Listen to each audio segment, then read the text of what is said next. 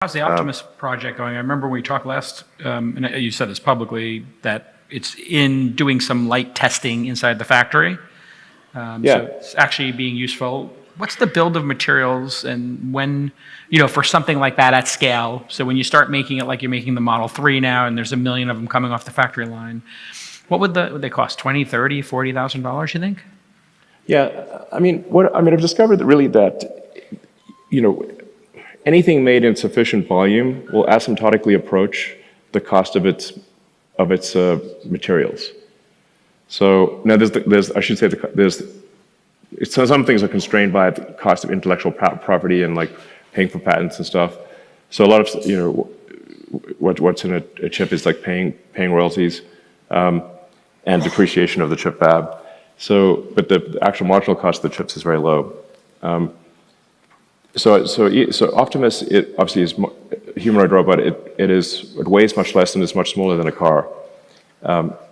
So you could expect that in high volume, and I'd say that you also probably need three production versions of Optimus.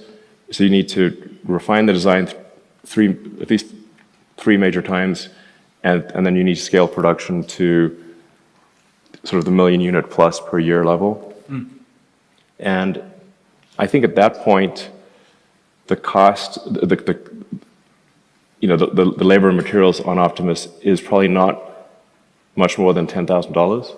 Yeah, and that's a decade-long journey, maybe? Basically, think of it like Optimus will cost less than a small car. Right.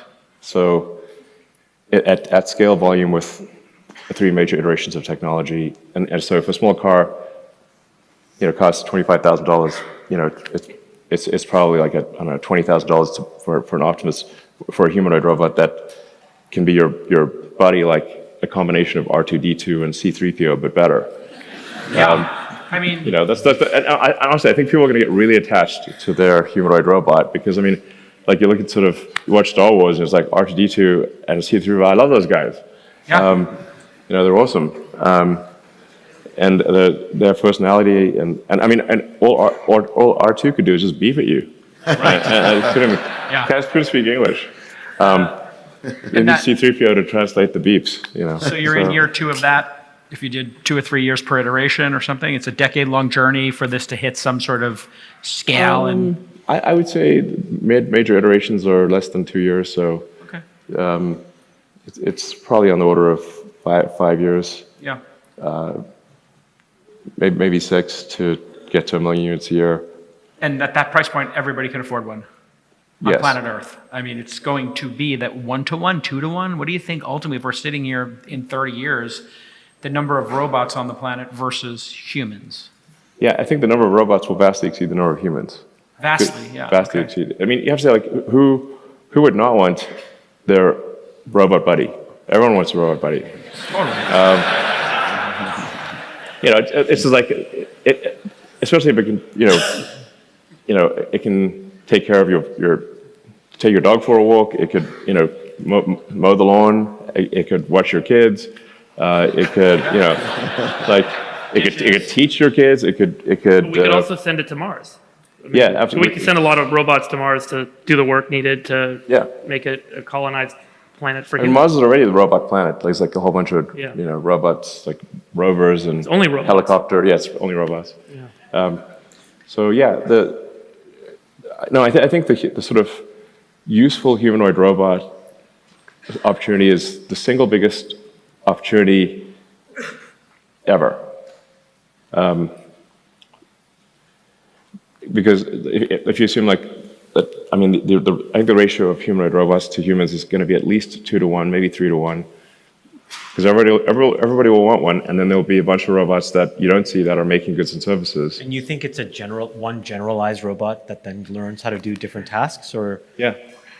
Hey, we are a generalized. Yeah, we're a generalized non-robot. We're just made of meat. Yeah, exactly. We're a meat bot, a generalized meat bot. Yeah, I'm operating my meat puppet, we are actually. And by the way, it turns out, like, as we're designing Optimus, we sort of learn more and more about why humans are shaped the way they're shaped. And why we have 5 fingers and why your little finger is smaller than your index finger. Obviously why you have opposable thumbs, but also why, for example, the muscles, the major muscles that operate your hand are actually in your forearm, and your fingers are primarily operated like the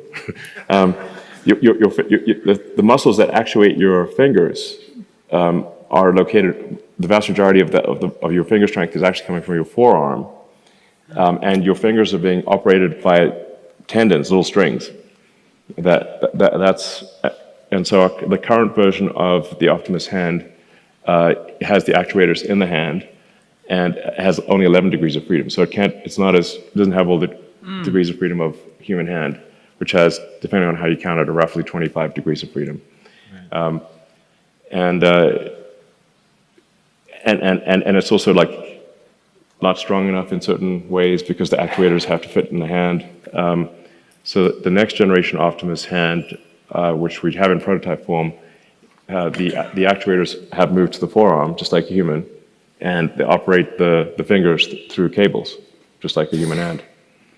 And then the next generation hand has 22 degrees of freedom, which we think is enough to do almost anything that a human can do. And presumably, I think it was written that X and Tesla may work together and provide services, but my immediate thought went to, if you just provide a Grok to the robot, then the robot has a personality and can process voice and video and images and all of that stuff. Yeah, as we wrap here.